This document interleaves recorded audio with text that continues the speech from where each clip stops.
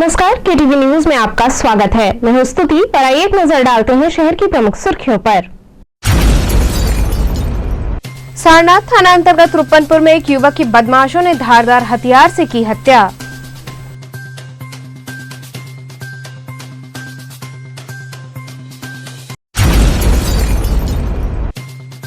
पूर्व विधायक अजय राय ने प्रेस वार्ता में भाजपा द्वारा मुख्तार अंसारी की मदद किए जाने की कही बात।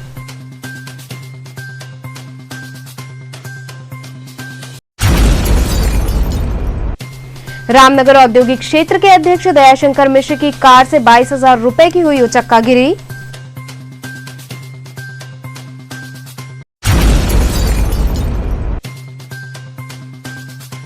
और राजा तालाब क्षेत्र में देशी शराब की दुकान खोले जाने का छात्रों व स्थानीय लोगों ने जमकर किया विरोध। और अब खबरें विस्तार से। सारनाथ थाना अंतर्गत रुपनपुर में एक युवक की बदमाशों ने धारदार हथियार से हत्या कर दी।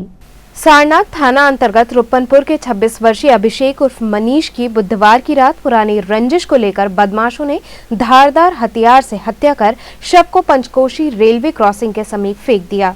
गुरुवार को देर रात परिजनों को हत्या कर शव रेलवे पटरी पर फेंके जाने की जानकारी होने पर परिवार में कोहराम मच गया।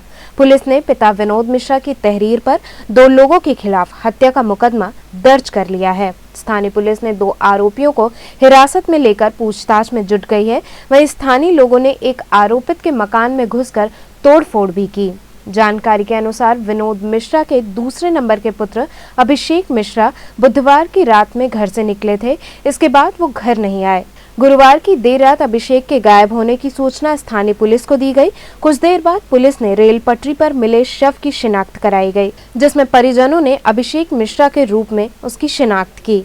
हत्या कर अभिषेक का शव रेलवे ट्रैक पर फेंके जाने की खबर मिलते ही परिजनों में कोहराम मच गया।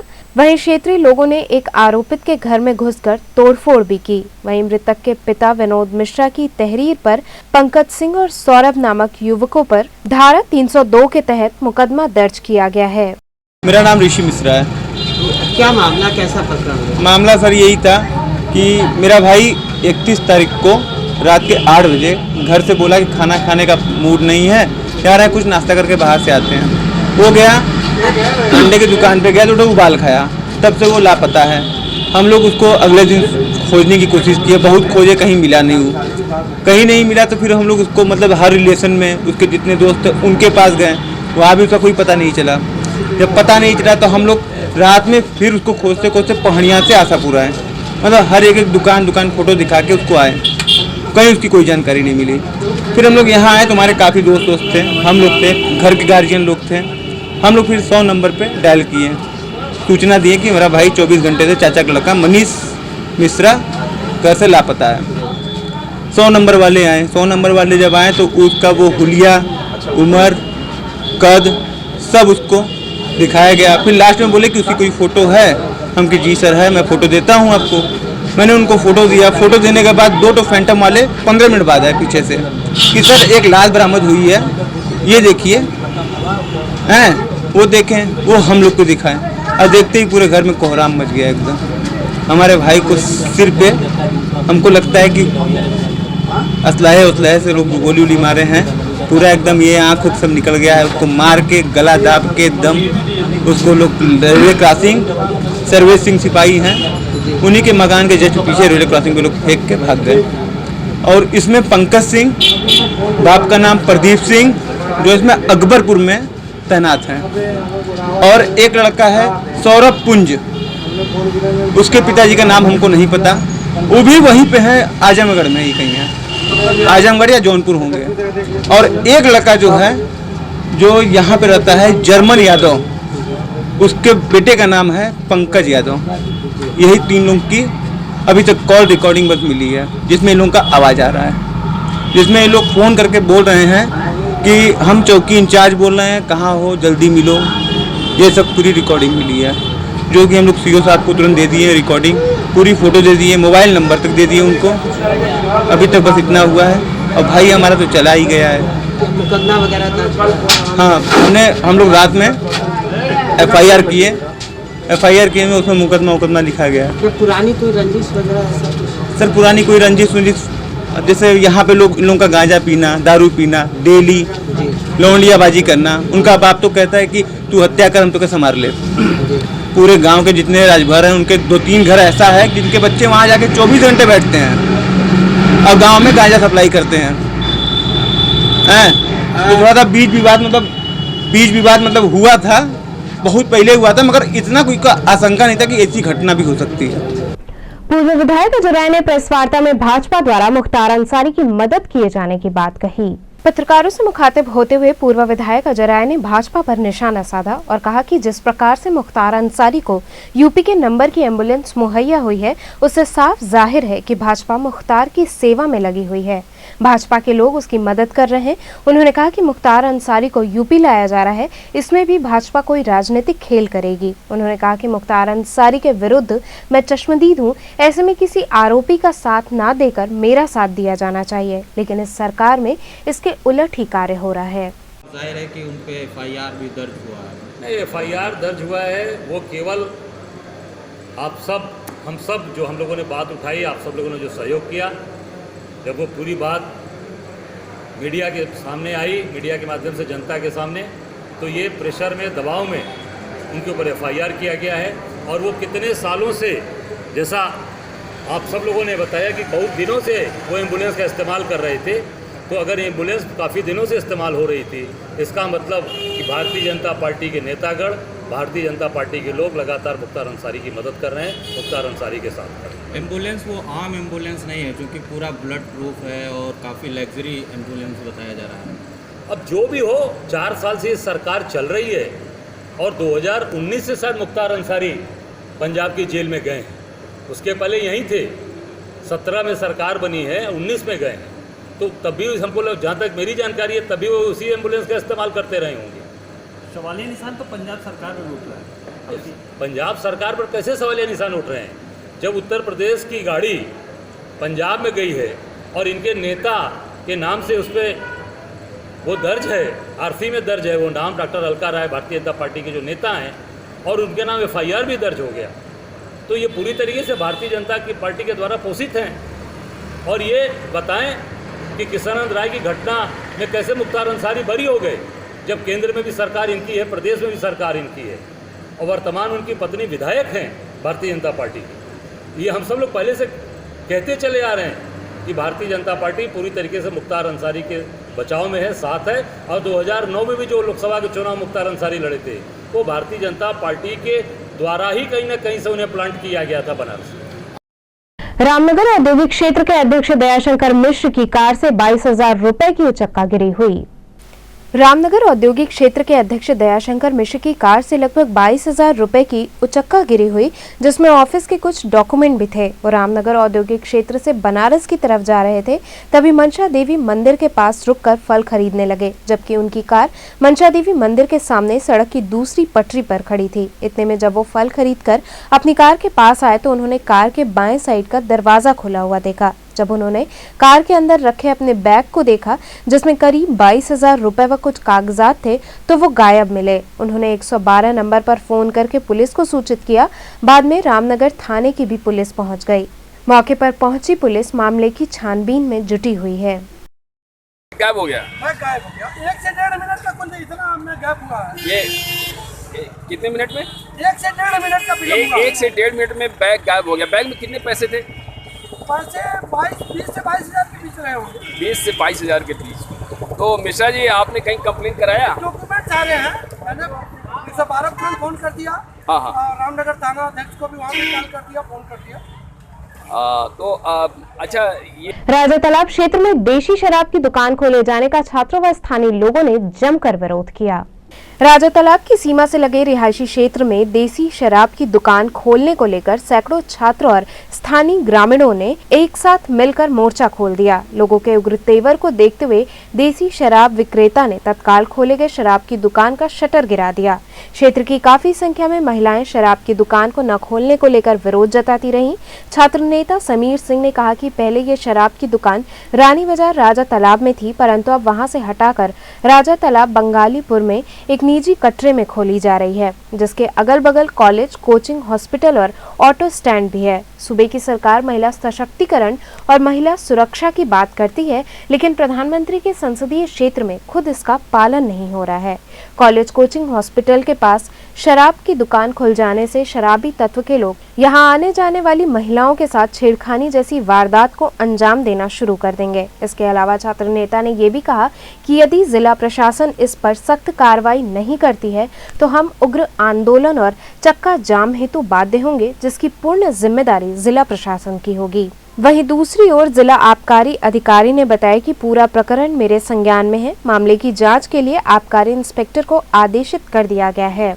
धक्कड़ बंद करो, बंद करो, बंद करो, दारू धक्कड़ बंद करो, बंद करो, बंद करो, स्कूल कॉलेज के पास दारू धक्कड़ बंद करो, बंद करो, बंद करो, अरे महिलाओं पे अत्याचार बंद करो, बंद करो, बंद करो। जी, आज आपके द्वारा यहाँ पे धरना प्रदर्शन किया जा रहा है, क्या मामला है? मामला ये है कि यहाँ पे जो योगी सरकार है प्रदेश में, अपने यहाँ महिला सुरक्षाकरण, महिला सशक्तिकरण का नारा तो दिया जा रहा है, पर यहाँ पर जो ऐसी व्यवस्थाएं हैं, यहाँ पर ऑटो स्टैंड है, बगल में हॉस्पिटल है, बगल में स्कूल है और यहीं पे शराब, देसी शराब की दुकान अलॉटमेंट कर दी गई है, जो कि यहाँ पे सारी महिलाएं यहीं से बैठेंगी ऑटो में, सारे लोग यहीं पे परेशान करेंगे, उग्र परेशान करेंगे, लोगों को दारू शराब पीकर ढकेलेंगे, महिलाओं के साथ छेड़खानी की वारदातें होंगी, ऐसे अभद्रताएं काम होंगी कि कहने की बात नहीं। इसीलिए आज हम सभी छात्र और छात्र नेतागण यहाँ पर उपस्थित हुए हैं। यदि यहाँ पे शराब की दुकान खुलती है तो ऐसी संभवतः ये सब होने वाली है। इसीलिए हम लोग विनम्र निवेदन करते हैं सरकार से कि यहाँ पर ना खुले। यदि यहाँ पर खुलेगा तो हम सभी छात्र उग्र आंदोलन के बाध्य होंगे और चक्का जाम के भी बाध्य होंगे। इसकी सारी जिम्मेवारी प्रशासन की होगी। अपना मैं एडवोकेट पूरन चौहान यही का निवासी हूँ राय तालाब का। और जैसा आप देख रहे हैं कि यहाँ पे बहुत भीड़ इकट्ठा होती है और यह साइकिल स्टैंड भी है यहाँ पे और गाड़ी स्टैंड भी है और बगल में ही कोचिंग भी है और विद्यालय भी है और इधर कॉलेज भी है। तो अगर यहाँ पे अगर खुलता है, अगर दारू की दुकान खुलती है तो बहुत ही इम्फेक्ट पड़ेगा, बच्चों पर बुरा असर पड़ेगा, क्योंकि छेड़खानी आए दिन होती रहती है और महिलाओं का आप जानते हैं कि योगी सरकार महिलाओं के प्रति इतना कड़ा निर्देश दिया, फिर भी इसके बावजूद भी अगर ये खुलता है तो गलत इम्फेक्ट जाएगा। तो इसलिए अगर ये बंद हो जाए तो अच्छी बात है, कहीं और शिफ्ट हो जाए जहाँ पे अकेला सुनसान जगह हो या तो कहीं अकेले जगह जहाँ पे ये सब ऐसी चीज़ें घटनाएं ना हो सके, तो ये अच्छी बात रहेगी। हम इस प्रशासन से यही मांग करते हैं कि यहाँ पे ये चीज़ें बंद की जाएं, यहाँ पे ना खोली जाएं। और अगर जिला प्रशासन नहीं मानती है तो इसके लिए उग्र प्रदर्शन हम लोगों के लिए बाध्य होंगे। जैसा कि हम जानते हैं हमारे साथ छात्र नेता उदय प्रताप के विशाल सिंह चंचल जी हैं हमारे साथ और यह इन्हीं के नेतृत्व में यह प्रदर्शन किया जा रहा है। अगर खुलता है तो हम लोग स्वाभाविक सी बात है बाध्य होंगे उग्र प्रदर्शन के लिए, अगर नहीं होगा तो चक्का जाम करेंगे, आमरण अनशन भी करेंगे। क्या आपने यहाँ पे एक शराब का ठेका खुल रहा है, देसी शराब की दुकान खुल रही है, तो आप यहाँ के स्थानीय नागरिक हैं, आप क्या कहना चाहेंगे इस मामले में? हम ये कहना चाह रहे हैं कि यहाँ पर जो स्टैंड है, ऑटो स्टैंड है, बच्चे पढ़ रहे हैं, सब दारू पियेंगे, उल्टा सीधा बकेंगे, यही सब आपस लगाना चाहिए। तो राजेंद्र प्रसाद घाट पर आयोजित महामूर्ख मेले में लोगों ने जमकर ठहाके लगाए। डॉक्टर राजेंद्र प्रसाद घाट पर गुरुवार को महामूर्ख मेला में विद्वान भी मूर्ख बनकर खुश दिखे। गधे की आवाज से कार्यक्रम का आगाज हुआ तो बेमेल शादी के बाद तलाक भी हो गया। कवियों के हास्य और व्यंग बाण चले तो हंसी ठहाकों के बीच मंच से लगायत सामने बैठे आमजन तक मस्ती में डूबे रहे। इन सब के बीच कोरोना को भगाने का आह्वान भी हुआ।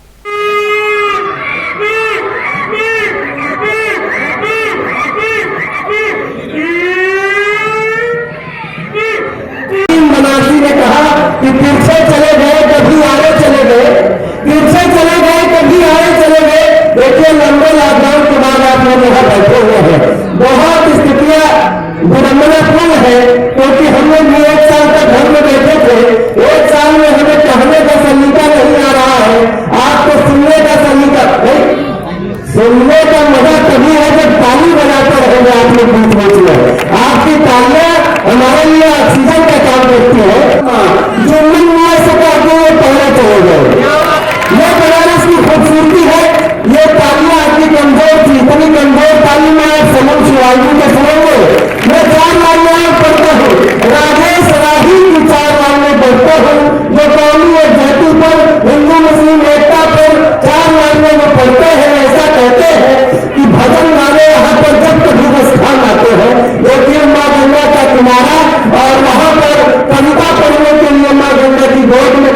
दयालु शिवालु, इनको ध्यान में रखिए और इन 4 लाइन में तांगे में लीजिए। आपकी जोरदार तालियां इनकी कविताओं की मस्ती को बढ़ा देगी। वो कहते हैं कि भजन गाने यहाँ पर जब कभी स्थान आते हैं, ये मंदिर देखने मंदिर में खुद भगवान आते हैं। ईद उनका दिन दास होता और गली गली जमते राजा जुआ लूडो ताश जमते राजा जुआ लूडो ताश होता और बेकारी से देश में अपने लाखों जीवन नाश होता, लाखों जीवन नाश होता। और ये रहा स्लोगन दिया, पहले अग्निदेव के कांपे अंदर भीड़ में हले लगल, ई लोकतंत्र का महिमा हो पाथर पानी में गले लगल। हम धोवे लगली झोला में लेकर के साथे चले लगल, जेकरे घोड़े लगत रहल वो करे हाथे लगल। कब वो भीख निकले भीख मंगन की अब चौड़ाई बांटला, कब वो भीख निकले भीख मंगन की अब चौड़ाई बांटला। भाषण देवे जान में बहुत गावली छाटला, हम ऑफिस में बेधड़क घुसा अफसर बाबन के डांटाला, हम खाईला बहरे से क्यों भीतर रसगुल्ला काटाला। देश दुनिया का अनूठा आयोजन महामूर्ख मेला डॉक्टर राजेंद्र प्रसाद घाट के मुक्ताकाशी मंच पर सजा तो हंसी ठहाकों से घाट की सीढ़ियां भी खिलखिलाती दिखीं। कवियों संग दर्शकों का भी अलग अंदाज रहा। कवियों ने हास्य व्यंग बाढ़ से राजनीतिक कुरीतियों पर प्रहार किया तो कभी सामाजिक संवेदना को शिद्दत से उठाया। इस दौरान सांड बनारसी ने आए कवियों और अतिथियों का सम्मान किया। इस मौके पर दमदार बनारसी, विष्णुकांत शर्मा, विवेक सिंह, विवेक शंकर तिवारी इत्यादि बड़ी संख्या में लोग मौजूद रहे।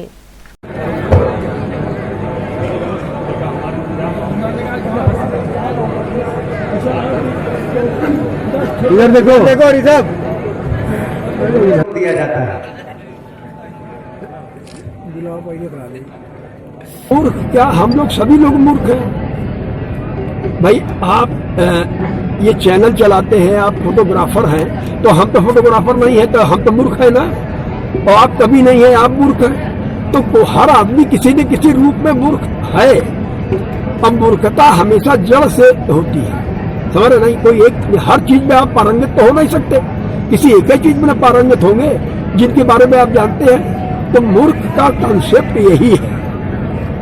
हाँ, और रही बात ये कि मूर्ख के लिए एक प्रतीक के रूप में 5 वर्ष तक सरकार का हम विरोध करते हैं किसी न किसी रूप में, अच्छा रहे या बुरा रहे, लेकिन विरोध करते हैं और एक दिन उसी को जाके फिर दे देते हैं, तो फिर पश्चाताप करते हैं। तो सोचना समझना ये मूर्खता है कि नहीं है। लाख सोचने के बावजूद भी किसी जातिवाद के नाम पर, किसी के नाम पर, धर्म के नाम पर और किसी न किसी रूप में किसी तरीके से आप बढ़ जाते हैं।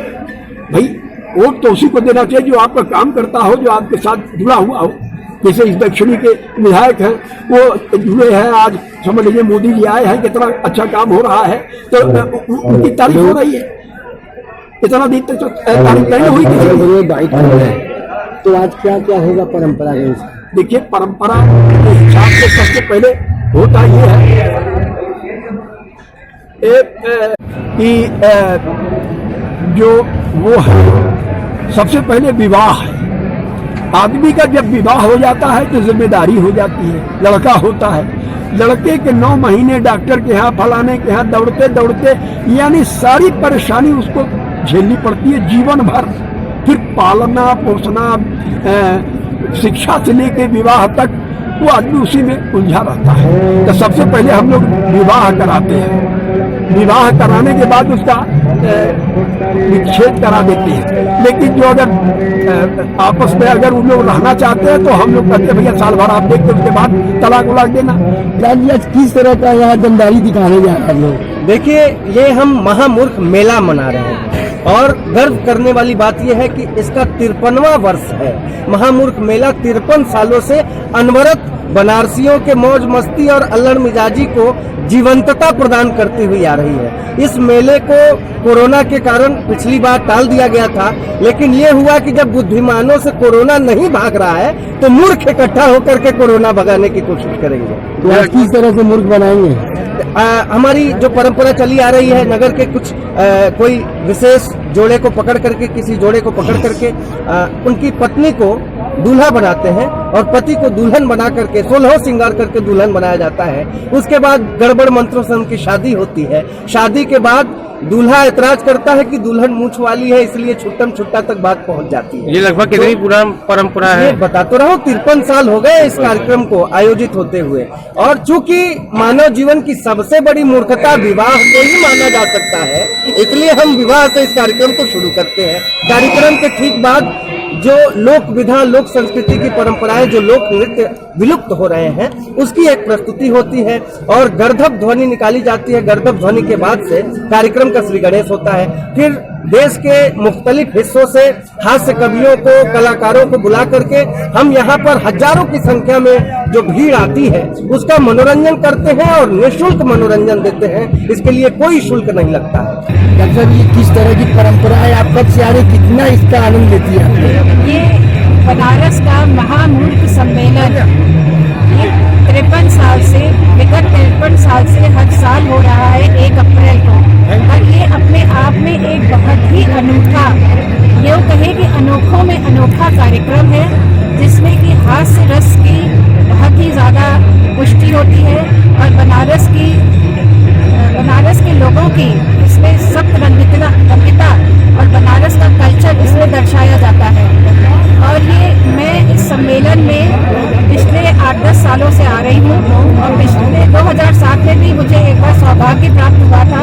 यहाँ का जो मेन कार्यक्रम होता है, जिसमें कि दूल्हा दुल्हन की शादी रचाई जाती है, इसमें औरत को दूल्हा और मर्द को दुल्हन बनाकर एक हास्य रस की पुष्टि करते हुए एक कार्यक्रम आयोजित किया जाता है और फिर उनका उसमें तलाक भी करवाया जाता है।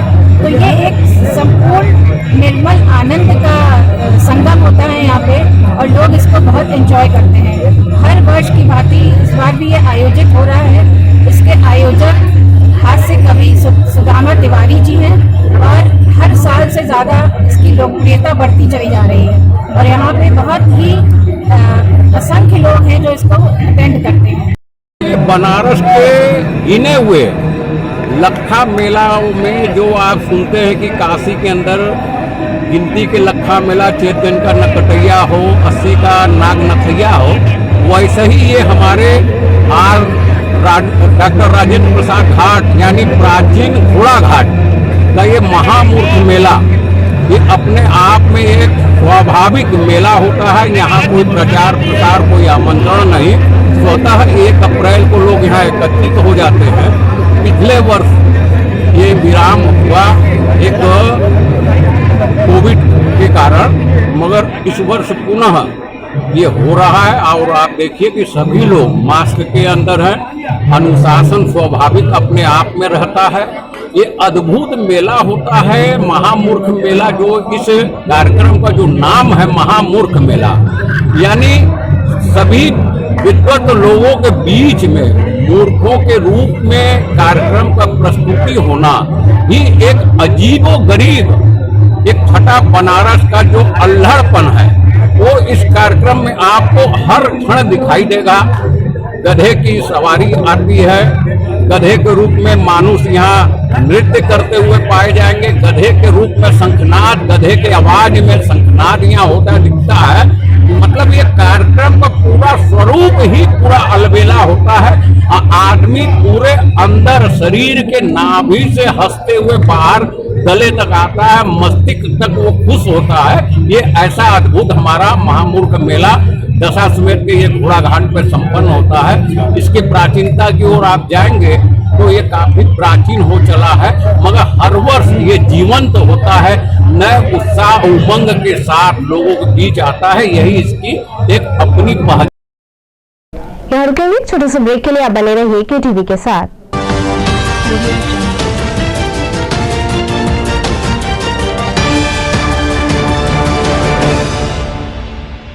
खबरों से जुड़े रहने के लिए हमारे चैनल KTV वाराणसी को सब्सक्राइब करें और लेटेस्ट अपडेट्स के लिए बेल आइकन को प्रेस करें। खबरों से जुड़े रहने के लिए हमारे चैनल KTV वाराणसी को सब्सक्राइब करें और लेटेस्ट अपडेट्स के लिए बेल आइकन को प्रेस करें।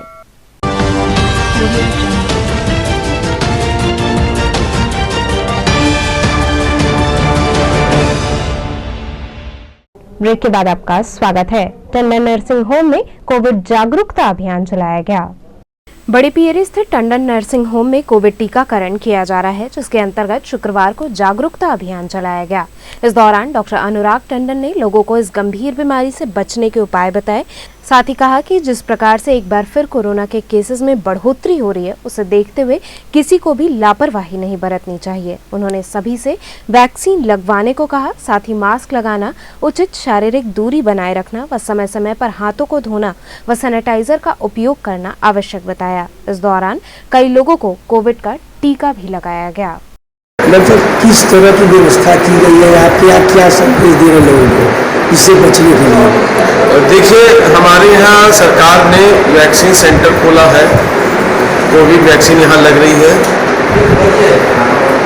और ऐसे डॉक्टर जिनको वैक्सीन लग रही है, तो मैं ये कह रहा हूँ कि वैक्सीन लगने के बाद थोड़ा सा, जिस दिन वैक्सीन लगी है, पहले तो इसका कोई नुकसान नहीं है, कोई डर नहीं है। हल्का सा बुखार किसी को आता है तो उससे घबराएंगे नहीं, क्लोसिन टैबलेट 500 mg की खा लेते हैं। दूसरा, लोगों को मैं ये समझाने की कोशिश कर रहा हूँ कि आपने कोविड वैक्सीन जरूर लगवाई है, लेकिन उसके बाद भी आपको वैसे ही प्रिकॉशन और बचाव रखना है। मास्क लगाना है और 2 गज की दूरी, और बार बार जब बाहर आते हैं अपने हाथों को साबुन से धोना है। वैक्सीन लगने से आप काफ़ी हद तक सुरक्षित हैं, लेकिन ऐसा देखा गया है कि कुछ लोगों को किसी शहर में नोटेड है कि वैक्सीन लगने के बाद भी कोरोना हुआ है। वो उन्हीं को हुआ है जिन्होंने ज़रूरत से ज़्यादा अपने आप को समझ लिया कि हमने वैक्सीन लगवा लिया है और हम सुरक्षित हैं। आप निश्चित रूप से सुरक्षित हैं वैक्सीन लगने के बाद, लेकिन आपको कोरोना की गाइडलाइन को भी फॉलो करना है, तब जाकर ये वैक्सीन अपना पूरा कार्य करेगी। तो क्या कहना चाहेंगे लोगों को, किस तरह से इससे बचने के कुछ उपाय?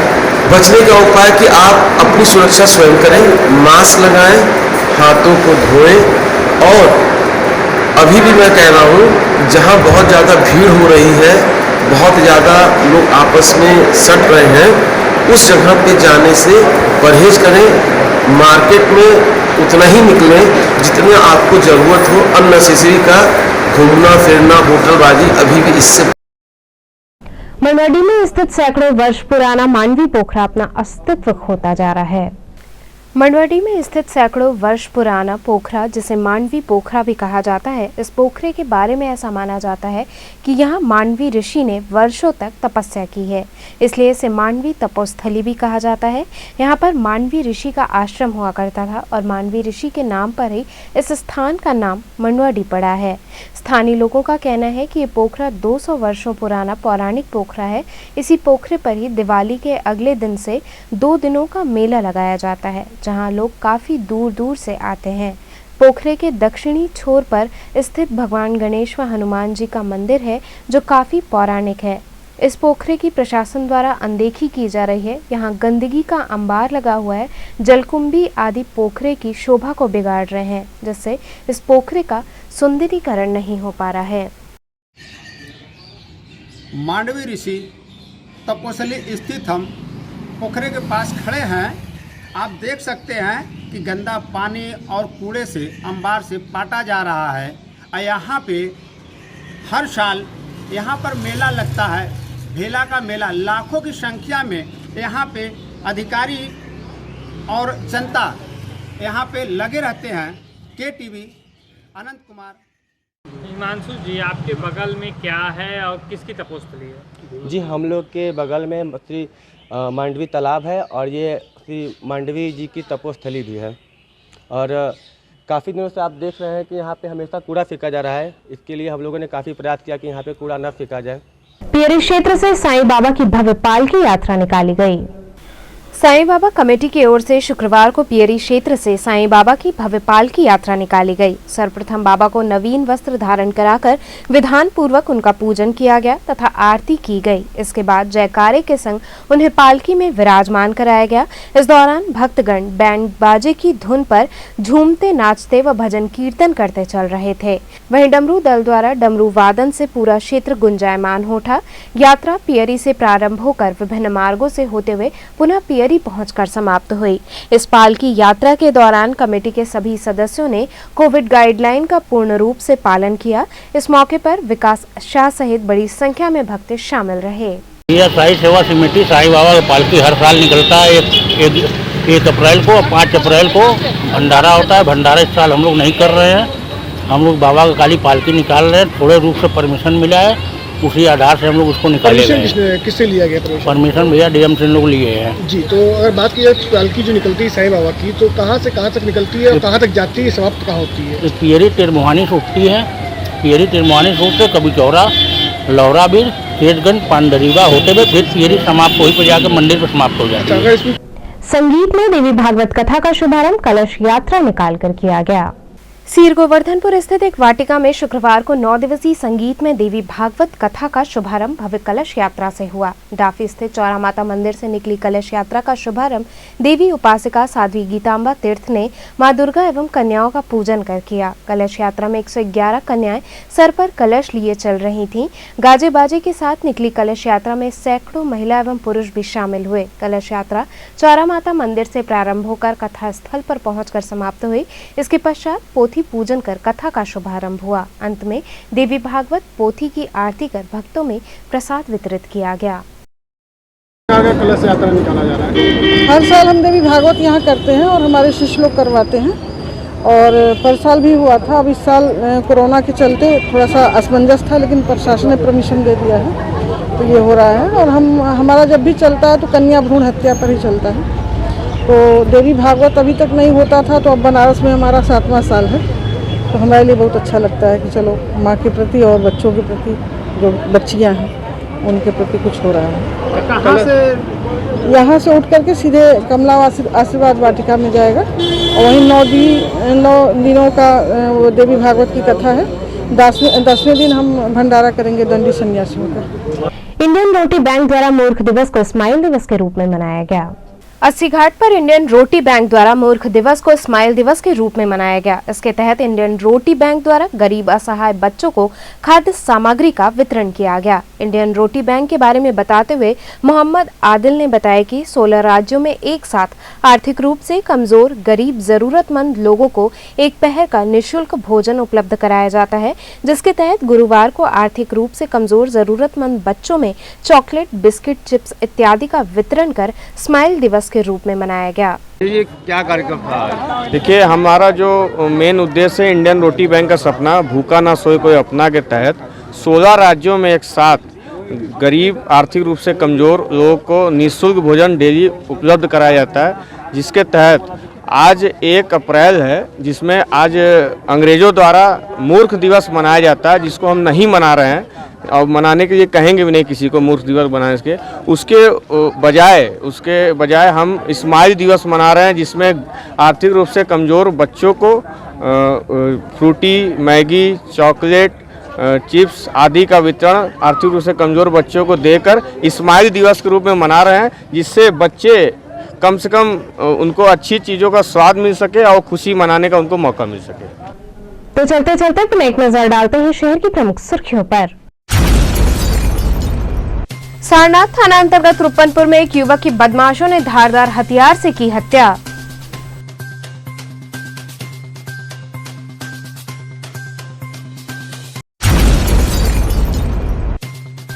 पूर्व विधायक अजय राय ने प्रेस वार्ता में भाजपा द्वारा मुख्तार अंसारी की मदद किए जाने की कही बात।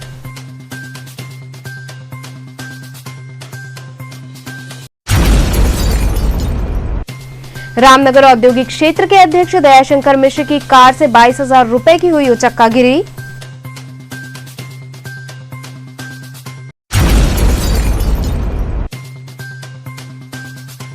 और राजा तालाब क्षेत्र में देशी शराब की दुकान खोले जाने का छात्रों व स्थानीय लोगों ने जमकर किया विरोध। तो थे आज के समाचार। कल फिर होगी मुलाकात, तब तक के लिए नमस्कार।